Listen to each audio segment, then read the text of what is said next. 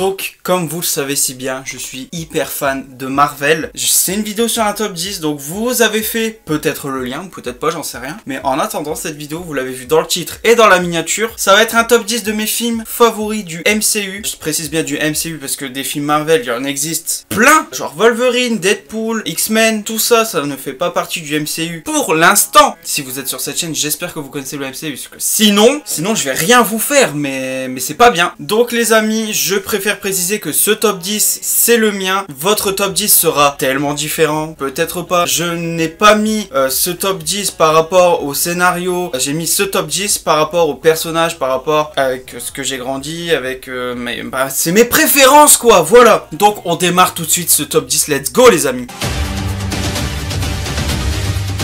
On commence ce top 10 avec les Gardiens de la Galaxie volume 2. Comment vous dire que c'est une team qui est formidable. Et je risque de dire ça à tous les films qui vont suivre. Tous les persos sont formidables, sont extrêmement cool, extrêmement badass. Mais là, cette team en particulier, Gamora, Peter Quill, Star-Lord, enfin c'est les deux en même temps, Groot, Drax, Rocket, Nebula, tout ce petit groupe font que le film marche et que les comics fonctionnent aussi. L'histoire du film est cool, même si c'est pas ma préférée. L'humour du film est incroyable. Ce film est top. Ce film est vraiment cool. Y en a qui diront que ce film est à chier ou j'en sais rien. Peut-être que des gens pensent ça, oui. Mais non, ce film est trop bien. Je vous le conseille. De toute façon, je vais conseiller tous les films qui vont arriver. Mais voilà, le Gardien Galaxy, c'est validé. Et puis on passe au 9e film les amis, c'est parti.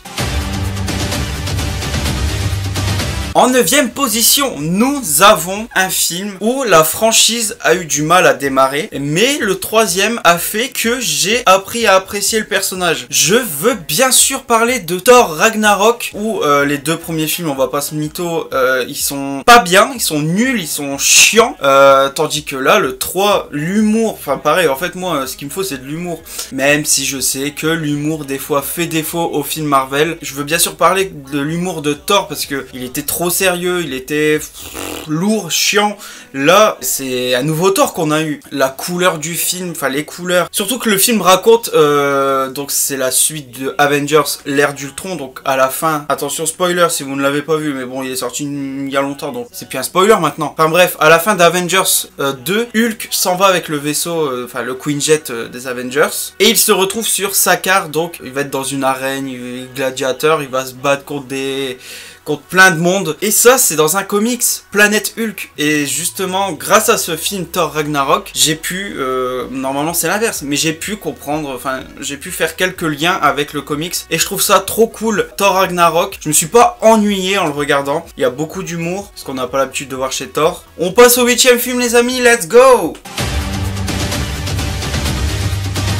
En 8e position, nous avons Doctor Strange. Dans 2 mois, va sortir le numéro 2, que j'attends particulièrement. Je crois que c'est le film que j'attends le plus cette année. Enfin bref, là on parle du premier opus. Doctor Strange, enfin personnellement, je ne le connaissais pas du tout avant qu'il sorte au cinéma, forcément. Et franchement, une claque visuelle. Je crois que c'est la première fois que j'étais autant surpris par des effets spéciaux. Vous savez, quand il rentre à Camartage et que l'ancien lui fait comprendre il ne sait rien, enfin pratiquement rien de ce qui l'entoure, tout ça, enfin bref, il le fait rentrer dans un rêve, quoi, dans un genre de rêve, et c'est une claque monumentale. Visuellement, c'est... je t'en prends plein les yeux. Et puis voilà, quoi, Doctor Strange, c'est le sorcier, c'est la première fois qu'on voyait un sorcier, je crois, si je dis pas de bêtises. L'histoire, genre au début, il est trop sûr de lui, il se la pète, un peu comme Tony Stark, mais là, il se la pète, c'est un chirurgien, bon, voilà. Au début, il est détestable. Tu vois l'évolution du personnage. Bah maintenant, il est ce qu'il est maintenant, il est incroyable, il est badass. Et donc voilà les amis, pour Doctor Strange, c'est une claque et j'adore ce film, j'adore. Je peux le regarder plein de fois, ça me dérangerait même pas. On passe au 7e film les amis, let's go. Pour ce 7e film, nous avons évidemment Gardiens de la Galaxie numéro 1. Numéro 1 parce que c'est les débuts des Gardiens de la Galaxie. Nous avons... tout le monde se rencontre malgré eux. Ils vont en prison ensemble, ils commencent à se lier d'amitié. Enfin, c'est les débuts des Gardiens de la Galaxie et ça, c'est trop bien. J'adore Gardiens de la Galaxie. Je vous l'ai déjà dit tout à l'heure, mais leur humour, il est incroyable. Ça va tellement bien avec ce film. Tu peux pas avoir un film Gardiens de la Galaxie sans humour, c'est impossible. Autant les autres tu peux, mais là non. Bah, il est incroyable parce que on a Thanos, enfin on a Thanos, pas tout le film, peut-être pas le premier visuel, peut-être la deuxième fois qu'on le voit seulement dans un film du MCU. Enfin bref, Thanos on l'a peu vu, on l'a juste vu teaser dans Avengers 2, Gardiens de la Galaxie, et c'est tout. Après c'est Avengers Infinity War et Endgame. La fin je vous le dis pas, même si c'est un film qui date, regardez-le, il est incroyable. Voilà, on passe au 6e les amis. En 6e position, nous avons Captain America 2, le soldat de l'hiver. Captain America, il est confronté à tout le monde, à Hydra, à tout ça, c'est incroyable. Le soldat de l'hiver, il rentre. Et c'est qui le soldat de l'hiver? C'est Bucky. Tout ça, ça fait que ça fonctionne trop bien. Ouais, Captain America 2, il est trop bien. Le retour de Bucky, enfin du soldat de l'hiver, Black Widow, et le fait que Captain America, il soit confronté à Hydra, tout ça, à tout le monde, genre tout le monde lui tourne le dos. Je trouve ça trop cool, voilà. La scène de l'ascenseur, elle est insane. Regardez-le, puis faites votre propre avis, mais je vous dis qu'il est bien. Faites-moi confiance. On passe au top 5, les amis. Let's go. En 5e position, alors là c'est que des masterclass. En 5e position, nous avons Avengers, premier du nom. Comment je peux ne pas le mettre dans ce top 10? Avengers, pourquoi? Parce que c'est le premier film où on voit plusieurs super-héros faire équipe, bordel de merde. C'est la première fois qu'on voit Iron Man, Captain America, Black Widow, Hulk, Thor dans le même film. Et puis c'est en lien avec les autres films qu'il y a eu avant. C'est incroyable de faire ça. C'est fou. Et à la fin, bah comme je vous le disais tout à l'heure, Thanos qui est teasé en post-crédit. Voilà, après Loki qui est un méchant. J'adore Loki. C'est l'un de mes personnages favoris. Il se fait défoncer par Hulk. Ça c'est trop marrant. Donc Avengers les amis, c'est le début de tout quoi. C'est le début des Avengers. On se retrouve pour le 4e film les amis. Let's go.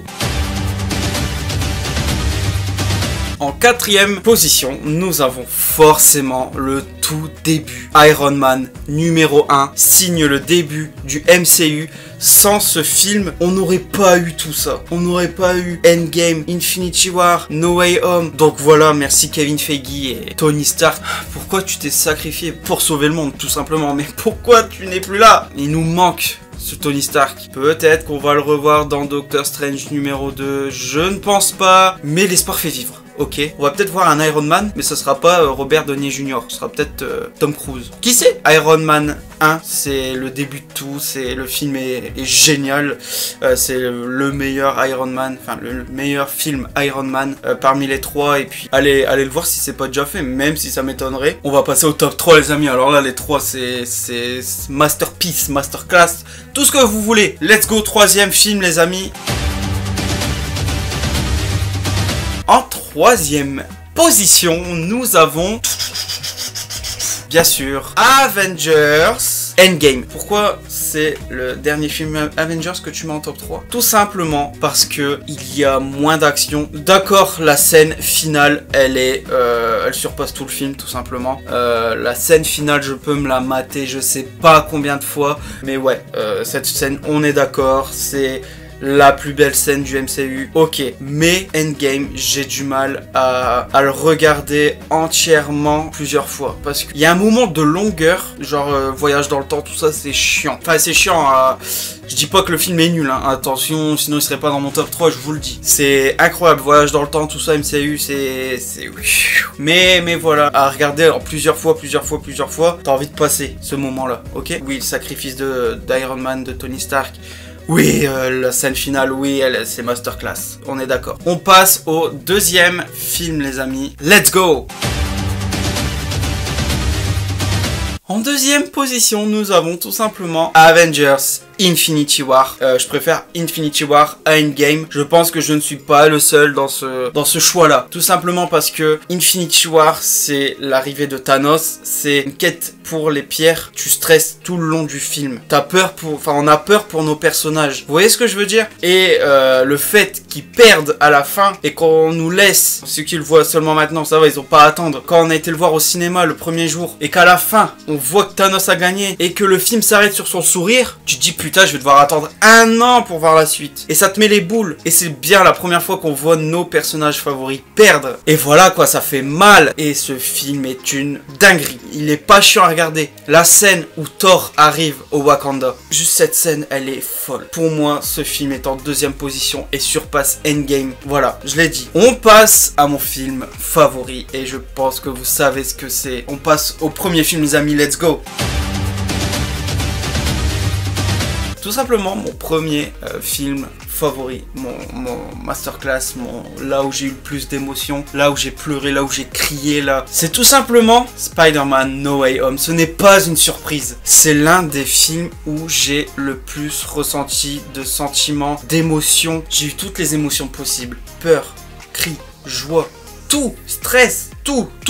Le fait qu'on revoit les 3 Spider-Man. Est-ce qu'il y a 3 ans, 4 ans de ça, on pensait qu'on allait revoir Tobey, Andrew et Tom Holland du coup, à 3 en même temps dans le même film? On ne pensait pas, c'était inimaginable. Et le fait que ils ont fait ce film, mais l'avenir est fou. On peut avoir un Spider-Man 4, on peut avoir un The Amazing Spider-Man 3, tout est possible. Et ça, ok, c'est good pour moi, je valide. Certains vont me dire, ouais, top 1, mais c'est que du fan service. Ouais, mais je le prends. Peut-être que le scénario est nul, mais je le prends. J'ai passé l'un des meilleurs moment de ma vie. C'est la meilleure séance que j'ai vécue de toute ma vie. Et je le dois à Spider-Man No Way Home et je suis obligé de le mettre en premier. De toute façon, mon classement, il va changer.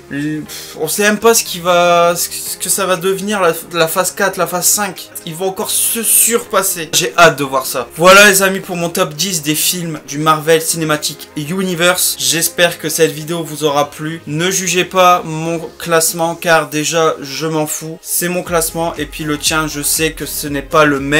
On ne juge pas, ce n'est pas cool. Enfin bref, j'espère que tu as passé un excellent moment en ma compagnie. Et puis nous, on se retrouve pour de prochaines vidéos les amis. N'oubliez pas de vous abonner, de partager et de liker hyper fort cette vidéo. Ça m'aide beaucoup, ça me fait extrêmement plaisir. Et puis nous, on se retrouve prochainement les amis. Ciao!